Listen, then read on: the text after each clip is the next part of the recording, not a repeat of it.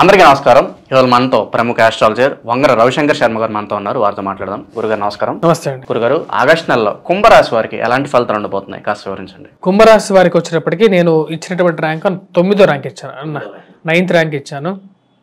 ఎందుకు 9th rank ఇచ్చాను అంటే ఈ రాశి వారికి వచ్చేటప్పటికి రవి యొక్క అనుకూలత బాగుందన్నమాట. మిగతా గ్రహాలు అంత కరెక్ట్గా లేకపోయినా సరే ఈ రాశి వారికి బాగున్నటువంటి మంచి ఫలితాన్ని ఇచ్చేది కుజుడు బాగున్నాడు. యాక్చువల్గా వచ్చేటప్పటికి ఇప్పుడు 6th పొజిషన్లో కుజుడు 27వ తారీఖు వరకు మంచి అనుకూలమైనటువంటి ఫలితాలు ఇస్తున్నాడు. కాకపోతే గురువు యొక్క అనుకూలత అనేది బాగాలేదు. గురువు ఈ రాశి వారికి 4th పొజిషన్లో గురువు ఉన్నాడు. మరి వాటితో పాటు మిగతా గ్రహస్థితి మనం గమనించినట్లయితే తృతీయ ధనస్థానంలో రాహువు, అష్టమంలో వచ్చినప్పటికీ కేతువు. కొద్దిగా ప్రతికూలమైనటువంటి ఫలితాలే ఎక్కువ ఉన్నాయన్నమాట. కాకపోతే ఈ రాశి వారికి వచ్చేటప్పటికి 27వ తారీఖు వరకు మంచి ఫలితాలు ఇవ్వగలిగినటువంటి గ్రహం వచ్చేటప్పటికి కుజుడు. మరి అదేవిధంగా ఈ రాశి వారికి మిగతా విషయాలు మనం గమనించినట్లయితే కుజుడు 27వ తారీఖు తర్వాత తను వెళ్తున్నటువంటి సప్తమంలోకి వెళ్తే అనుకూలంగా అవ్వడు. అదేవిధంగా మిగతా విషయాల్లో రవి యొక్క అనుకూలత కూడా అంత అనుకూలంగా లేదు. కుజుడు ఎప్పుడైతే అనుకూలంగా ఉంటాడో సమయం బాగుంటుంది. ఎందుకు 9th ర్యాంక్ ఇచ్చానంటే దాని కారణం రాహుకేతువులు ఇద్దరు ప్రభావం అనేది ఉంది. జన్మరాశిలో శని ఉన్నాడు. ఏలినాటి శని ప్రభావం అనేది బాగా ఎక్కువగా ఎఫెక్ట్ ఉంది. నేను శనిగ్రహ సంచారం గురించి ఒక వీడియో చేశాను అన్నమాట. ఏ నక్షత్రంలో శని ఉంటే ఏ నక్షత్రాలకి ప్రభావం ఉంటుంది అన్నప్పుడు శతభిష నక్షత్రానికి మిగతా నక్షత్రాలకి మీద ఎఫెక్ట్ కరెక్ట్గా చెప్పాను.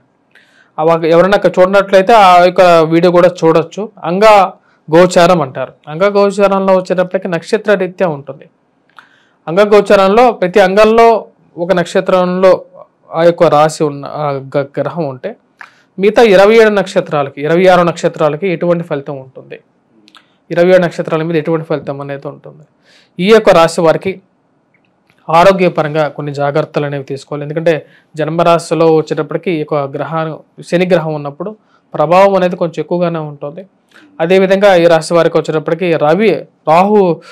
రాహు ధనస్థానంలో ఉండటం, అష్టమంలో కేతు ఉండటం కూడా వైవాహిక జీవితంలోనూ డబ్బు విషయాల్లోనూ కొన్ని డిస్టర్బెన్సెస్ అనేవి కొద్దిగా ఎక్కువగా ఉంటాయి. అలా గురుగారు, ఈ రాశి వారికి వృత్తిపరంగా ఎలా ఉండబోతుంది? ఏమన్నా పదవులు, ప్రమోషన్స్ ఇలాంటివి ఏమన్నా వచ్చే అవకాశం ఉందా? వృత్తిపరంగా 27 రోజులు కొంచెం అనుకూలంగా ఉంటుంది. జాబ్ పరంగా ట్రయల్స్ వేయటము, కొత్త అయిపోయినటువంటి జాబ్ అయిపోతున్నది, మీ యొక్క టర్మ్ పీరియడ్ అయిపోతుంది అన్నటువంటి వారికి కూడా కొంచెం ఎక్స్టెన్షన్ దొరకటం అనేది కొంచెం రిలీఫ్గానే ఉంటుంది అన్నమాట. ఈ యొక్క రిలీఫ్ అనేది రాశి వారికి 27వ తారీఖు వరకు ఉంటుంది. 27 తర్వాత కొంచెం రాశి వారికి కొంచెం ఎక్కువ ప్రభావం అనేది ఉంది. కొంచెం నెగిటివ్నెస్ అనేది ఎక్కువగా ఉంది. నేను ఎందుకు చెప్తున్నానంటే కొంచెం జాగ్రత్తగా ఎక్కువగా ఉంటారని, అంతే లేకుండా ఉంటే ఎవరో నెగిటివ్నెస్ చెప్పాలనుకోరు. కాకపోతే 27వ తారీఖు తర్వాత షష్టమంలో ఉన్నటువంటి కుజుడు సప్తమంలోకి వెళ్ళినప్పుడు, అదేవిధంగా రవి యొక్క గ్రహాలు కూడా అంత బాగలేవు. సో కాబట్టి ఈ రాశి వారు 27 తర్వాత చాలా జాగ్రత్తగా ఉండాలి. సో మొదటి 27వ తారీఖు వరకు బాగుంది. ముఖ్యంగా ఉద్యోగ పరంగా కొంచెం ఎక్స్టెన్షన్ దొరకటం, మారాలనుకున్నటువంటి పరిస్థితిలో జాబ్ దొరకటం, పోయినటువంటి వారికి కూడా ఉద్యోగం దొరకటం, ఒక రిలీఫ్ దొరకటం అనేది ఉంటుంది. అలాగే విద్యార్థుల పరిస్థితి అంటే వీళ్ళకి ఫారెన్ యూనివర్సిటీలో ఏమన్నా సీట్స్ దొరికే అవకాశం ఉందంటారు? విద్యార్థుల పరంగా ఈ రాశి వారికి ఎలా ఉండబోతుంది? విద్యార్థులు అయితే ఈ రాశి వారు కష్టపడి చదవాలి. ఫస్ట్ థింగ్ 27వ తారీఖు వరకు టైం బాగుంది. ఎందుకంటే విదేశీయాన సంబంధితమైన విషయాల్లో ఈ రాశి వారికి ఇప్పుడు టైం అంత బాగాలేదు. కాకపోతే కొద్దిగా కష్టపడి చదవాలి. టైం బాగున్నప్పుడు కొద్దిగా ప్రయత్నం చేస్తే ఈజీగా అబ్రాడ్ అనేది వెళ్ళగలుగుతారు.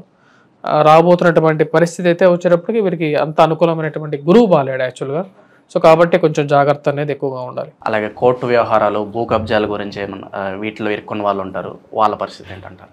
యాక్చువల్గా కోర్టు సంబంధితమైన వ్యవహారాలు కానీ, భూ సంబంధితమైనటువంటి లావాదేవీలు కానీ, రియల్ ఎస్టేట్ సంబంధితమైన వ్యవహారాల్లో కానీ కొంచెం అనుకూలత బాగుంటుంది. షష్టమంలో ఉన్నటువంటి కుజుడు యోగకారకుడు అన్నమాట. పోలీస్ డిపార్ట్మెంట్లో పనిచేస్తున్నటువంటి వారు, రెవెన్యూ డిపార్ట్మెంట్స్లో పనిచేస్తున్నటువంటి వారు ప్రమోషన్స్ రాకుండా ఇరుక్కుపోయి ఉంటారు కొంతమంది. చాలా సంవత్సరాలు ఒకే చోట ఉంటూ ముందుకు వెళ్ళలేక పోలీస్ డిపార్ట్మెంట్లో ఉన్న వాళ్ళు బాగా కష్టపడుతుంటారు. మరి అదేవిధంగా కోర్టు వ్యవహారాల్లో ఉన్నటువంటి వారికి కూడా కొద్ది కష్టాలు ఎక్కువగా ఉంటాయి. వారికి కొంచెం రిలీఫ్ దొరుకుతుంది అన్నమాట. మెయిన్గా రెవెన్యూ డిపార్ట్మెంట్లో ఉన్నటువంటి వారికి స్ట్రెస్ నుంచి బయటకు రాగలుగుతారు. ఒక స్ట్రెస్ బర్స్ట్ 27th వరకు ఆగస్టులో బాగుంటుంది. 27th తర్వాత కొంచెం మళ్ళీ కాంప్లికేటెడ్ సిచ్యువేషన్స్ కొన్ని వస్తాయి. నేను అంటే ఉన్నది ఉన్నట్టుగా చెప్పాలి ఎప్పుడైనా. అలాగే వ్యాపారస్తులకి, వీళ్ళు కొత్త వ్యాపారాల్లో పెట్టుబడి పెట్టడానికి మరి రిస్క్ ఫ్యాక్టర్ ఎలా ఉందంటారు వ్యాపారస్తులకి? వ్యాపారస్తులు కూడా ఏ బిజినెస్లో పెడుతున్నారు అనేది ఇంపార్టెంట్ ఫ్యాక్టర్. ఇప్పుడు ఆలోచించుకునే పెట్టాలి.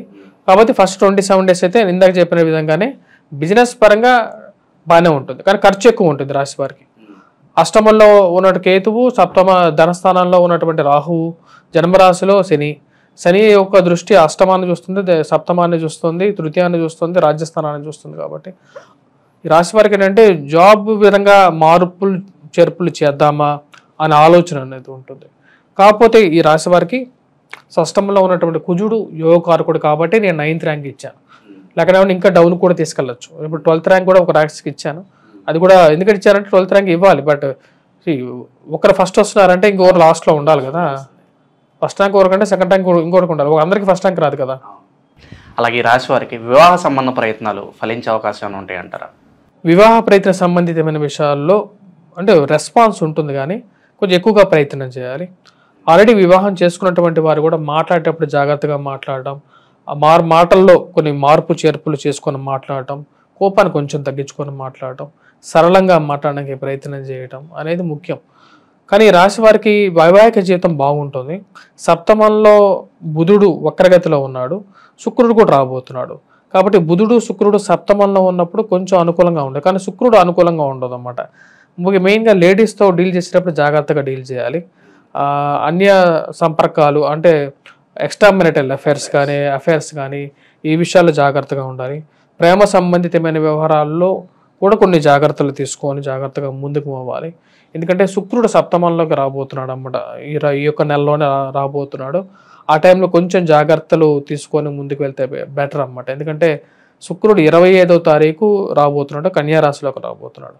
సో కన్యారాశిలోకి ఎప్పుడైతే శుక్రుడు వస్తున్నాడో అది కొంచెం ఎఫెక్ట్ అనేది ఇస్తుంది. స్త్రీలతో డీలింగ్ అనేది పురుషులు చేసేటప్పుడు జాగ్రత్తగా చేయాలి. ఈ రాశి వారికి ఆర్థికంగా ఎలా ఉండబోతుంది? అప్పుల పరంగా ఏమైనా బయటపడే అవకాశం ఉందంటారా? అప్పుల పరంగా ఈ రాశి వారికి కొంచెం రికవరీ అనేది ఉంటుంది ఈ నెలలో. జాబ్ పరంగా కొంచెం బెటర్మెంట్ అనేది ఉంటుంది, పీస్ఫుల్గా ఉంటుంది, సౌఖ్యంగా కూడా ఉండగలుగుతారు. ఎందుకంటే బుధుడు యొక్క బలం అనేది ఉంది, బుధుడు మంచి స్థానంలో ఉన్నాడు కాబట్టి మూమెంట్ అనేది ఉంటుంది. మూమెంట్ పరంగా ప్రాబ్లం ఉండదు. కాకపోతే జాగ్రత్తలు తీసుకొని ముందుకు వెళ్ళాలి. ఎందుకంటే మనకు దెబ్బ తగలకుండా జాగ్రత్తగా ఉండటం అనేది తప్పేం కాదు కదా. ఇప్పుడు అది అలాగే ఉండడం ఏ విధంగా నేరం అవుతుంది, ఎవరికైనా ఎవరు దాన్ని తప్పనరు. సో కాబట్టి నేను చెప్పేది ఏంటంటే ఆల్వేస్ నా యొక్క ఛానల్లో నేను చెప్పే సెంటెన్సెస్ అని ఎలా ఉంటాయంటే జాగ్రత్తతో వెళ్ళమని చెప్తాను. అంతేగాని అంటే ప్రయత్నం చేయకుండా ఉండటం కూడా నేరం. కానీ ప్రయత్నం చేసేటప్పుడు జాగ్రత్త తీసుకొని మీ స్వజాతకాన్ని కానీ పెద్ద ఇన్వెస్ట్మెంట్స్ పెట్టేటప్పుడు కానీ ఒకటికి 2 సార్లు మీ జాతకాన్ని కూడా పరిశీలించుకున్న తర్వాతే వెళ్ళండి. ఒకవేళ నెగిటివ్ టైం ఉందనుకుంటే ఒక 6 నెలలు ఆగుతాము, 7 నెలలు ఆగుతాము, ఒక సంవత్సరం ఆగుతాము, లేకపోతే వేరేది ఏదైనా పని చేసుకుంటాం. అంతేగాని ఒక 50 లక్షలు పోగొట్టుకొని తర్వాత కష్టపడం కదా. ఆగస్టు నెలలో కుంభరాశి వారు ఎటువంటి పరిహారాలు చేసుకుంటే వీళ్ళకి మంచి ఫలితాలు ఉంటాయి? ఈ రాశి వారికి ముఖ్యంగా వచ్చినప్పుడు పరిహారాల గురించి మాట్లాడితే ఈ నెలలో చేసుకోవాల్సినటువంటి పరిహారాలు, రవి యొక్క అనుకూలత అనేది బాగాలేదు. రవి సప్తమంలో ఉన్నప్పుడు కూడా కొంచెం ప్రభావం ఎక్కువగా చూపిస్తూ ఉంటాడు ఈ రాశి వారికి. కానీ ఈ రాశి వారు తాగేటప్పుడు నీళ్ళ బాటిల్ ఏదైతే ఉంటుందో రాగి బాటిల్లో నీళ్ళు తాగటం అనేది ఒక సింపుల్ రెమెడీ.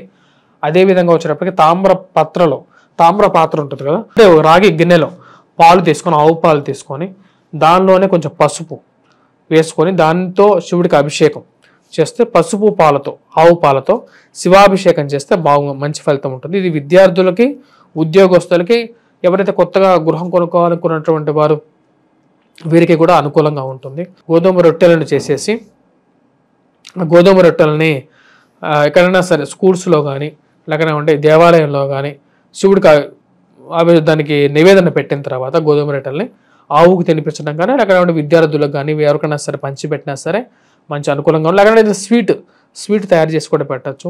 లేకపోతే వీధి కుక్కలు ఉంటాయి కదా, వీధి కుక్కలకి బిస్కెట్స్ పెట్టడం. ఎందుకంటే గోధుమ పిండితోనే ఈ బిస్కెట్లు చేస్తారు.